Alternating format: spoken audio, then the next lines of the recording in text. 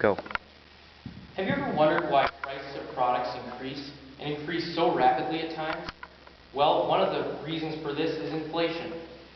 The dictionary's basic definition for inflation is sharp and sudden raise of prices resulting from too great of an expansion in paper money. Basically what they're saying is too many dollars chasing too few goods. Tonight I will be discussing some variations, some causes, its fluctuation in the last century, and how inflation affects you, the consumer. There are three variations of inflation. Hyperinflation. Hyperinflation is the amount of dollars which surpass the number of products on the market and at extremely high rate. An example of this is Zimbabwe, which has an inflation rate of 2.2 million%. Their largest currency note cannot even pay for a loaf of bread. Stagflation is the second variation of inflation, and it is a high unemployment plus inflation equaling low or no growth. Milton Friedman used this term in the 1960s when warning of the danger of low or no growth. Deflation is the third and final variation of inflation, and is the opposite of inflation. It is the falling and decreasing of prices across the board in the whole economy. There are two causes of inflation, two main causes. The book Economics by Parkin and Babe explains this and details the main factors leading to inflation. The first cause is demand pull. Demand pull increases in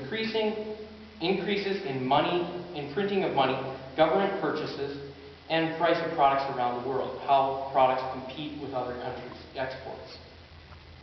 There's also cost push inflation. This happens when production costs go up, wages or maybe raw materials may increase in price, and therefore companies may feel the need to either scale back production rates or maybe even lay off workers. Finished goods become more expensive as a result of this. Inflation has fluctuated quite greatly over the last century. In 1928, the inflation rate was negative 0.96%, which is deflation. In 1947, right after the World War II, we had 14.65%, which is hyperinflation. In 1958, there was 2.78%, which is more a normal inflation rate. And then in 1980, there was 13.58%, which is hyperinflation again. Now the current rate of inflation is 4.94%, which is somewhat high, but still very steady. That's according to the Federal Reserve and InflationRateData.com. Many economists believe that the inflation rate is actually higher than this because in 1983 they changed how they determine what the inflation rate is. They removed jobs, gas, food, and housing when they determine what the inflation rate is.